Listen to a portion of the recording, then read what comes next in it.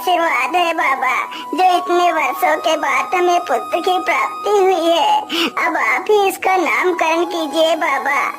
हाँ हाँ बेटा, क्यों नहीं, आप अपने पुत्र को मुझे दीजिए। साधु जैसे ही उस बच्चे को अपनी गोद में लेता है तो देखता है उसके दाहिने हाथ पर एक नीले रंग का चिन्ह बना हुआ है जो राजयोग को दर्शाता है। साधु उस बच्चे के ऊपर उस चिन्ह को देखकर हैरान रह जाता है। क्या बात है बाबा, आप इतना परेशान क्यों लग रहे हैं? बेटा, मैं परेशान नहीं हूँ, मैं तो बहुत खुश हूँ। तुम्हारा यह बेटा बहुत ही तकदीरी है। तुम्हारे बेटे के किस्मत में राजयोग लिखा है। हाँ बाबा, मैं कुछ समझा नहीं, आप क्या कहना चाह रहे हैं बाबा? बेटा, तुम्हारा यह पुत्र राजा बनेगा। ये 14 वर्ष की आयु में ही इस राज्य की राजकुमारी से विवाह कर राजा बन जाएगा। साधु की यह बात सुनकर हरिया बहुत खुश हो जाता है। इसी प्रकार कुछ दिन गुजर जाते हैं। और तेज, शिकार बस कुछ ही दूर पर है। राजा हिरन के पीछे भागते भागते काफी दूर निकल जाता है, लेकिन हिरन राजा के हाथ नहीं लगता। ओहो, सत्यानाश हो तेरा, भागते भागते इतनी दूर निकल आया, लेकिन हिरन तो हाथ लगा ही नहीं, और प्यास भी इतनी जोर की लगी है। आसपास तो कोई नदी और तालाब भी नहीं है। मुझे लगता है इस ओर कोई गांव नजदीक ही पड़ेगा। चलो इस ओर ही चलता हूँ।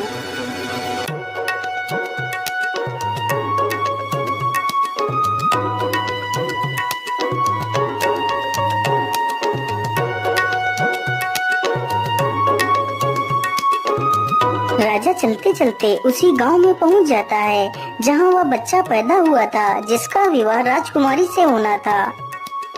अरे बाबा, सुनिए जरा, मुझे बहुत जोर की प्यास लगी है। कृपा कर आप मुझे थोड़ा सा पानी पिला दीजिए। हाँ हाँ बेटा, क्यों नहीं, तुम यहीं रुको, मैं अभी तुम्हारे लिए पानी लेकर आता हूँ। वो बूढ़ा व्यक्ति अंदर जाता है और राजा को पानी का घड़ा लाकर दे देता है। फिर वह राजा पानी पी लेता है। अरे बाबा, ये इतने सारे लोग इकट्ठे होकर कहाँ जा रहे हैं? अरे बेटा, ये सारे लोग हरिया के घर जा रहे हैं। उसके घर एक बहुत ही तकदीरी पुत्र पैदा हुआ है। उसकी भविष्यवाणी साधु बाबा ने की है। लेकिन बाबा, उस साधु ने ऐसी क्या भविष्यवाणी की है जो ये सारे लोग उसके पुत्र को देखने के लिए जा रहे हैं? बेटा, साधु बाबा ने बताया था कि जब हरिया का बेटा 14 वर्ष का हो जाएगा तो उसका विवाह इस राज्य के राजा की पुत्री के साथ होगा और उसका पुत्र इस राज्य का राजा बनेगा।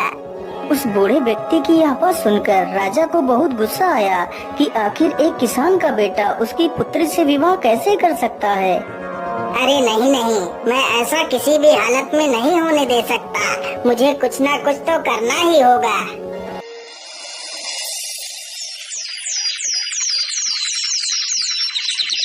राजा अगले ही दिन अपना वेश बदलता है और उसी गांव में पहुंच जाता है। अरे भाई, ये हरिया किसान का घर कहाँ पर है? अरे भाई, सीधे चले जाओ और गांव के आखिर में जो घर मिलेगा वही हरिया किसान का घर है। इतना सुनकर राजा हरिया के घर पहुंच जाता है। अरे ओ हरिया भाई, जरा घर से बाहर आओ, मैं तुमसे मिलने आया हूँ। हाँ भाई, बोलिए, आप कौन है और आप हमसे क्यों मिलना चाहते हैं? हरिया भाई, मैं सेठ करोड़ी मल हूँ। मैं हरिपुरा गांव में रहता हूँ। मैंने सुना है आपका पुत्र बहुत किस्मत वाला है, उसके किस्मत में राजयोग है। हाँ सेठ जी, आपने बिल्कुल ठीक ही सुना है।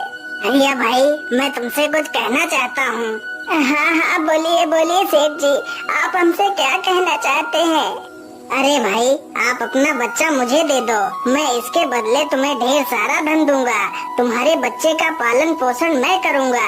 लेकिन सेठ जी, मैं अपना बच्चा आपको नहीं दे सकती। अरे हरिया भाई, जरा सोच लो, मैं इसे यहाँ लेने आया हूँ। इसमें ईश्वर की ही मर्जी है कि आपके बच्चे का पालन पोषण एक अच्छी जगह पर हो। तुम सोचो, तुम एक मामूली से किसान हो, तुम इसका पालन पोषण ठीक ढंग से नहीं कर सकते।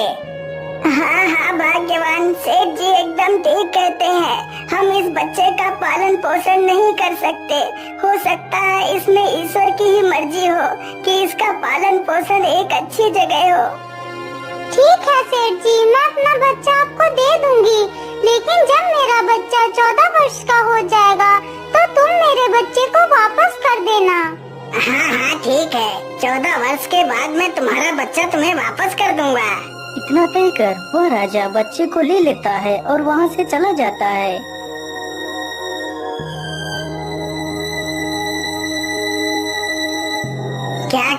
क्या करूं? इस मासूम को मारने के लिए तो मेरे हाथ उठ ही नहीं रहे हैं। मैं ऐसा करता हूँ, इसे एक लकड़ी के संदूक में बंद कर देता हूँ और इसे नदी में बहा देता हूँ, या इसी नदी में डूबकर मर जाएगा। इतना सोचकर राजा उसे एक लकड़ी के संदूक में बंद कर देता है और उसे नदी में बहा देता है।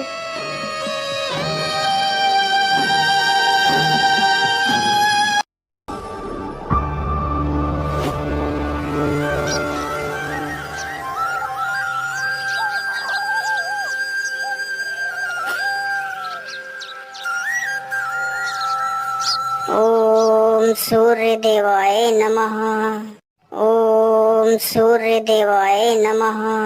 सेठ हीरालाल सूर्य को जल अर्पित कर रहा था, तभी वह संदूक बहता हुआ उसके पैरों के पास आ जाता है। अरे ये संदूक कैसा है? आखिर इस संदूक में क्या है? चलो इसे बाहर निकाल कर देखता हूँ।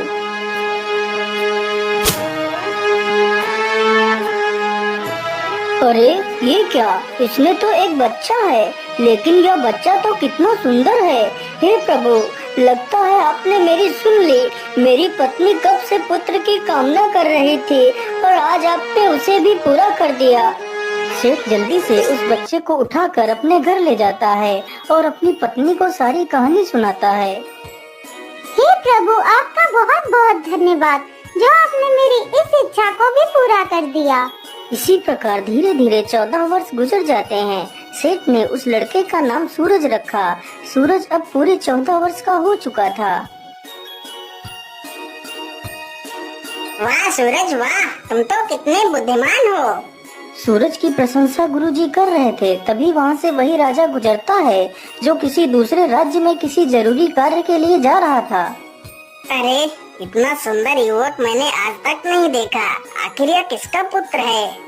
वाह वाह, तुम तो वाकई में कितने बुद्धिमान हो। लेकिन तुम किसके पुत्र हो बेटा?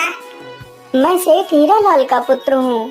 अच्छा ठीक है बेटा, जाओ जाओ तुम अपना काम करो। इतना पूछकर राजा सेठ हरिदयाल के घर जाता है।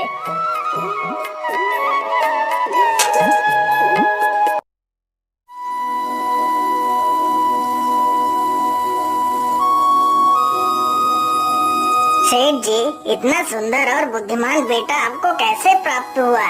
महाराज, वह मेरा बेटा नहीं है। मैंने तो सिर्फ उसका पालन पोषण किया है। इसके आधार पर वह मेरा बेटा ही हुआ। लेकिन सेठ जी, यह लड़का आपको कहाँ से मिला? फिर सेठ राजा को सारी कहानी सुनाता है। ओहो, इसका मतलब यह वही लड़का है जिसे मैंने 14 वर्ष पहले एक नदी में बहा दिया था। राजा और सेठ आपस में बात कर ही रहे होते हैं कि तब तक वहाँ पर सूरज आ जाता है। सेठ जी, यदि आप बुरा ना माने तो मैं एक पत्र लिखकर अपनी महारानी को कुछ संदेश भेजना चाहता हूँ। यदि आपका बेटा सूरज उस पत्र को महारानी तक पहुँचा दे तो मैं आपको 100 सोने की मोहरें दूंगा। हाँ हाँ महाराज, क्यों नहीं, मैं आपका संदेश लेकर जरूर जाऊंगा। राजा ने चुपचाप एक संदेश लिखा और उस पर अपनी मोहर लगा दी। फिर सूरज को पकड़ा दिया। सूरज उस पत्र को लेकर वहाँ से निकल पड़ता है।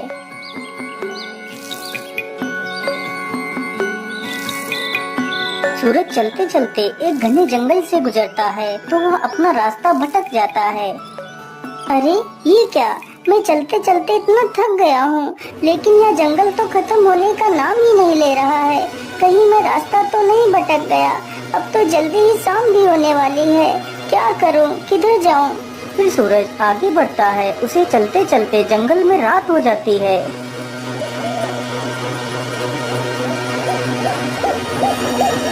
अरे उधर क्या है? मुझे लगता है या तो कोई झोपड़ी है। चलो मैं आज रात इसी झोपड़ी में बिता लेता हूँ। इतना सोचकर सूरज अपने घोड़े से नीचे उतरता है और झोपड़ी के अंदर चला जाता है।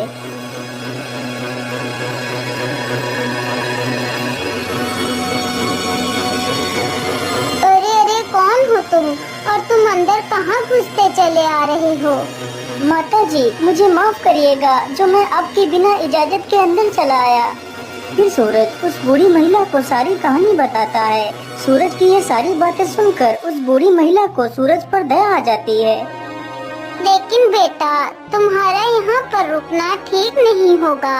यह स्थान डाकुओं का अड्डा है। अभी कुछ ही देर में डाकू आने वाले हैं। यदि उन लोगों ने तुम्हें यहाँ पर देख लिया तो समस्या आ जाएगी। लेकिन माता जी, इतनी रात्रि में तो मैं कहीं और भी नहीं जा सकता। यदि बाहर जंगल में गया तो मुझे जंगली जानवर खा जाएंगे।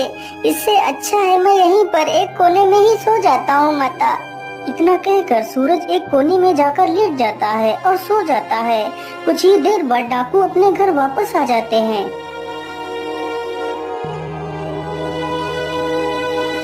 अरे यह कौन है जो इतना निडर होकर हमारे घर में सो रहा है? सरदार, यह सूरज है।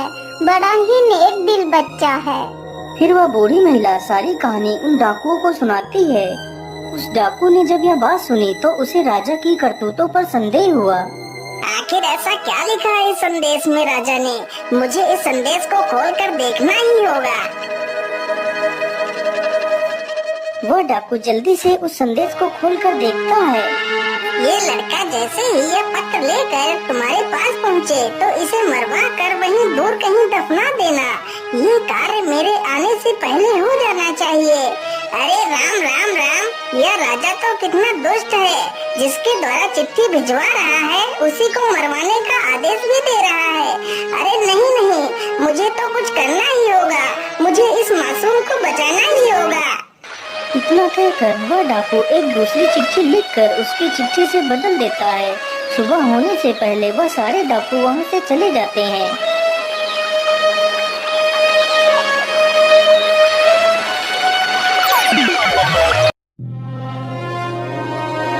अच्छा माता जी, अब तो सुबह हो गई है। अब मैं चलता हूँ। यहाँ पर आश्रय देने के लिए आपका बहुत बहुत धन्यवाद। इतना कहकर सूरज वहाँ से निकल पड़ता है। सूरज कुछ ही देर में राजमहल में पहुँच जाता है और चिट्ठी महारानी को दे देता है। महारानी तुरंत ही उस चिट्ठी को पढ़ती है। यह लड़का बहुत ही ईमानदार और नेक दिल है। यह हमारी राजकुमारी के लायक है। इसलिए मैं चाहता हूँ हमारी राजकुमारी का विवाह इसी के साथ हो। इसलिए तुम हमारी पुत्री का विवाह इसी के साथ कर दो। यह विवाह मेरे वापस आने से पहले हो जाना चाहिए। आखिर महाराज ऐसे कैसे किसी के साथ हमारी राजकुमारी का विवाह कर सकते हैं? लेकिन इस चिट्ठी पर तो महाराज की मोहर भी लगी है। इसका मतलब यह युवक सत्य कह रहा है। इतना सोचकर महारानी ने अपनी पुत्री का विवाह सूरज के साथ कर दिया। कुछ दिनों बाद जब राजा वापस लौट कर आया तो उसे पता चला कि उसकी पुत्री का विवाह उसी युवक के साथ हो गया है। यह सुनकर राजा गुस्से से आग बबूला हो गया। नहीं नहीं महारानी जी, ये तुमने क्या कर दिया? तुम जल्दी से जाओ और मुझे वह पत्र दिखाओ जो मैंने तुम्हें भेजा था। महारानी जल्दी से राजा को वह पत्र दिखाती है तो राजा पत्र में कुछ और ही लिखा पाता है। अरे सैनिकों, जल्दी से जाओ और सूरज को हमारे सामने पेश करो। सैनिक तुरंत जाते हैं और सूरज को लेकर आ जाते हैं। अरे युवक, तुमने छल करके मेरी पुत्री से विवाह तो कर लिया, लेकिन मैं तुम्हें अपना दामाद स्वीकार नहीं करता। लेकिन महाराज, मैंने तो आपके साथ कोई छल नहीं किया है। अरे मूर्ख, तू मेरे साथ भी छल करना चाहता है, लेकिन मैं तुझे अपना दामाद स्वीकार नहीं करता। हाँ, मैं तुझे एक शर्त पर ही अपना दामाद स्वीकार कर सकता हूँ। बोलिए महाराज, आपकी क्या शर्त है? अरे युवक, यदि तुम मुझे शैतान के 2 सोने के बाल लाकर दे दो तो मैं तुम्हें अपना दामाद स्वीकार कर तुम्हें अपना सारा राज्य सौंप दूंगा। यदि बाल लेकर नहीं आए तो मैं तुम्हें फांसी पर चढ़ा दूंगा। ठीक है महाराज, मैं अपनी पूरी कोशिश करूंगा। इतना कहकर सूरज एक घोड़े पर सवार होकर वहाँ से निकल पड़ता है।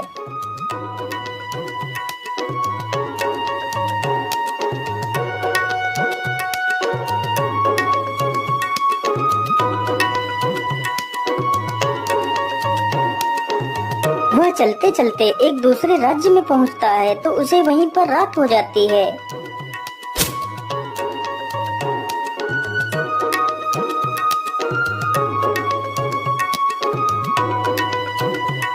अरे सैनिक भाई, मैं एक परदेशी हूँ और आज रात मैं आपके यहाँ रुकना चाहता हूँ। सैनिक तुरंत ही सूरज को राजा के पास ले जाते हैं। लेकिन बेटा, तुम शैतान के बाल लेने के लिए तो निकल पड़े। क्या तुम्हें पता भी है वह शैतान कहाँ रहता है? महाराज, मैं सब कुछ जानता हूँ। अच्छा, यदि तुम सब कुछ जानते हो तो क्या तुम यह भी जानते हो कि हमारे राज्य का सबसे बड़ा कुआं सूख क्यों गया, जबकि उसमें सबसे मीठा पानी निकलता था? हाँ महाराज, मैं यह भी जानता हूँ कि आपका मीठे पानी का कुआं क्यों सूख गया है। तो फिर मुझे जल्दी से बताओ, वह कुआं क्यों सूख गया है? यदि तुमने मुझे उसके सूखने का कारण बता दिया तो मैं तुम्हें सोने चांदी से तौल दूंगा। लेकिन महाराज, मैं इसका जवाब आपको अभी नहीं दे सकता। मैं इसका जवाब वापस आकर दूंगा।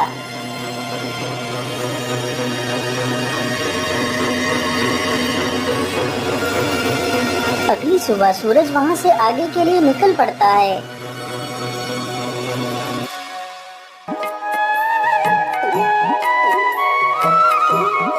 वह चलते चलते एक बड़ी सी नदी के पास पहुँचता है।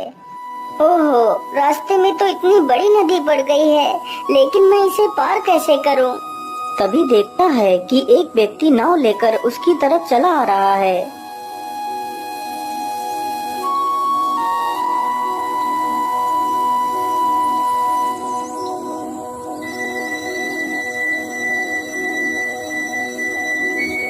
अरे भाई, कृपा कर आप मुझे नदी के उस पार छोड़ दीजिए। हाँ हाँ, क्यों नहीं, मैं आपको नदी के उस पार छोड़ दूंगा, लेकिन उससे पहले तुम्हें मेरे एक सवाल का जवाब देना होगा। ठीक है भैया, पूछिए, तुम क्या पूछना चाहते हो? मेरा सवाल ये है कि मुझे इस काम से स्वतंत्रता कब मिलेगी? अरे भाई, मैं तुम्हें वचन देता हूँ कि तुम्हारे इस सवाल का जवाब मैं जरूर दूंगा, लेकिन अभी नहीं। तुम्हें मेरे वापस आने तक इंतजार करना होगा। इतना सुनकर वह नाविक सूरज को नाव पर बिठा लेता है और उसे नदी पार करा देता है। वह जल्दी से नाव से नीचे उतरता है और वहाँ से चला जाता है।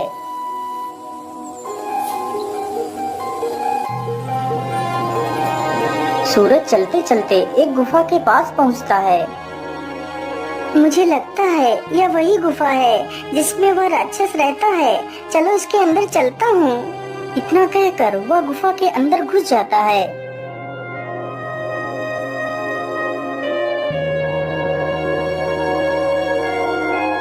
अरे, कौन हो तुम और तुम इस गुफा में क्या लेने आए हो? माता जी, मेरा नाम सूरज है। मैं बहुत परेशानी में हूँ, मेरी सहायता कीजिए माता। फिर वह अपनी सारी कहानी उस राक्षसनी से बताता है। वह राक्षसनी उस शैतान की माँ थी जिसके 2 सोने के बाल सूरज लेने के लिए उस गुफा में गया था। माता जी, यदि मैं 2 सोने के बाल लेकर नहीं गया तो राजा मुझे सूली पर चढ़ा देगा। उसकी ये सारी बातें सुनकर उस राक्षसी को उस पर दया आ जाती है। ठीक है बेटा, मैं तुम्हें उस शैतान के 2 बाल दे दूंगी। माता जी, यदि आप बुरा न माने तो मैं आपसे 2 सवालों के जवाब जानना चाहता हूँ। ठीक है बेटा, पूछो, तुम मुझसे क्या पूछना चाहते हो? फिर सूरज वही दोनों सवाल पूछता है कि वह कुआं क्यों सूखा और उस नाविक को स्वतंत्रता कब मिलेगी। बेटा, इन सवालों के जवाब तो मैं भी नहीं दे सकती। इनके जवाब तुम्हें मेरा बेटा ही दे सकता है। तुम ऐसा करो, मैं तुम्हें एक चींटी बना देती हूँ और तुम यहीं कहीं पर छिप जाना। यदि मेरे बेटे ने तुम्हें देख लिया तो वह तुम्हें नुकसान भी पहुँचा सकता है। इतना कहकर वह बूढ़ी डायन उसे एक चींटी बना देती है। वह चींटी चुपचाप जाकर एक स्थान पर छिप जाती है। तभी कुछ ही देर में वह राक्षस भी आ जाता है। मनुष्य की दुर्गंध। अरे, ये मनुष्य कहाँ है? कहाँ है वह मनुष्य? अरे बेटा, तुम किस मनुष्य की बात कर रहे हो? यहाँ पर तो कोई भी मनुष्य नहीं है। लेकिन माँ, मुझे तो यहाँ पर बहुत जोर जोर से किसी मनुष्य की दुर्गंध आ रही है। अरे बेटा, यहाँ पर कोई भी नहीं है। तुम मेरा विश्वास क्यों नहीं कर रहे हो?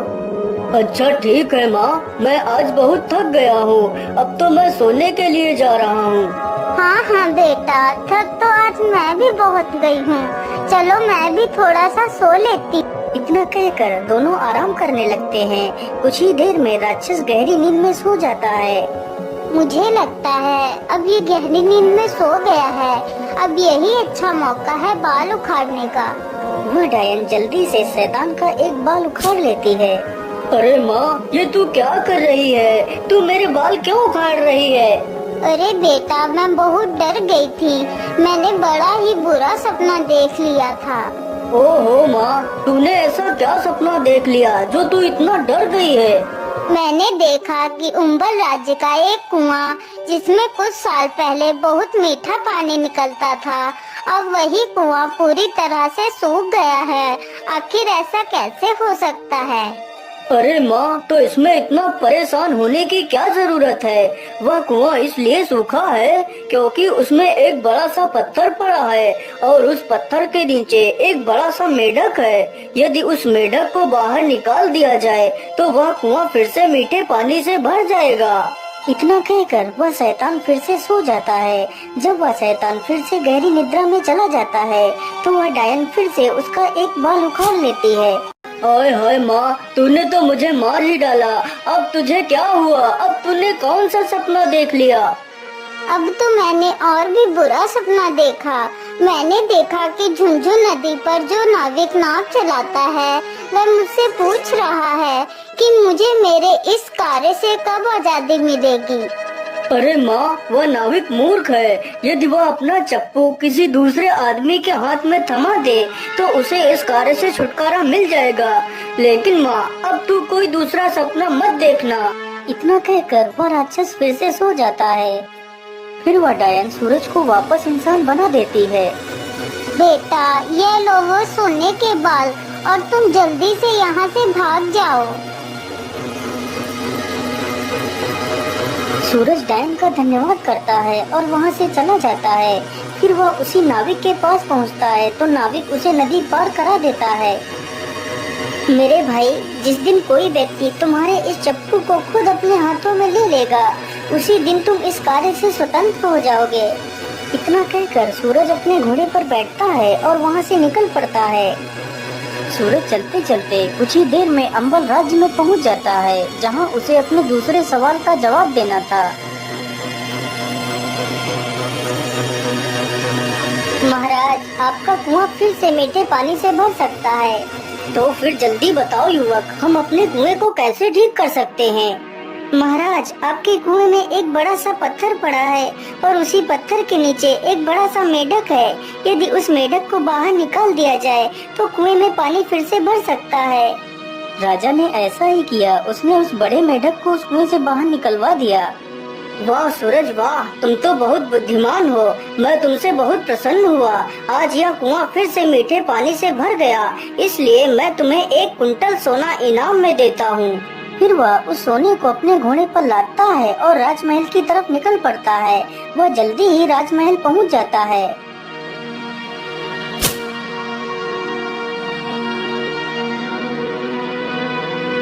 ये लीजिए महाराज, मैं आपके लिए शैतान के बाल लेकर आ गया हूँ। अच्छा अच्छा, ठीक है, लेकिन तुम इन दोनों थैलों में क्या लेकर आए हो? महाराज, इसके अंदर सोना है। सूरज जल्दी से उन दोनों थैलों को राजा के सामने ही खोल देता है। इतना सारा सोना देखकर राजा हैरान हो जाता है। अरे, इतना सारा सोना! लेकिन इतना सारा सोना तुम्हें कहाँ से मिला है? महाराज, मुझे यह सारा सोना झुंझुन नदी के उस पार पहाड़ियों से मिला है। वहाँ पर बहुत सारा सोना पड़ा है। मैं जितना भी सोना वहाँ से ला सकता था उतना ही लेकर आया हूँ। अच्छा, तो क्या मैं भी वहाँ से सोना ला सकता हूँ? हाँ हाँ महाराज, क्यों नहीं। जब आप झुंझुन नदी के पास पहुँच जाना तो तुम्हें एक नाविक मिलेगा। तुम उस नाविक का चप्पू खुद लेकर नाव चलाना और नदी के उस पार निकल जाना, तभी वह सोना तुम्हें दिखाई देगा। यदि तुमने नाव स्वयं नहीं चलाई तो वह सोना तुम्हें कभी नहीं मिलेगा। इतना सुनते ही राजा के मन में लालच आ जाता है और वह तुरंत ही झुंझुन नदी पर पहुँच जाता है। अरे ओ नाविक, जल्दी से इधर आ, मुझे नदी के उस पार जाना है। इतना सुनते ही नाविक जल्दी से नाव को नदी के किनारे पर लाता है। राजा तुरंत ही उसका चप्पू खुद उठाकर नाव चलाने लगता है। तभी वह नाविक उस नाव पर से गायब हो जाता है और राजा उसी नाव का नाविक बनकर रह जाता है। उधर सूरज ही उस राज्य का राजा बन जाता है। अरे हरिया भाई, अपना बेटा मिल गया। हमारे राज्य का राजा 14 वर्ष का लड़का बना है और उसका विवाह राजकुमारी से हुआ है। इसका मतलब वही तुम्हारा पुत्र है। इतना सुनते ही हरिया और उसकी पत्नी राजमहल पहुंच जाते हैं और अपनी सारी कहानी सूरज से बता देते हैं। हाँ सूरज बेटा, यही तुम्हारे असली माता पिता हैं। तू मुझे नदी में एक लकड़ी के संदूक में मिला था। इतना सुनकर सूरज अपने माता पिता को अपने गले से लगा लेता है और उस राज्य में ही राज करने लगता है।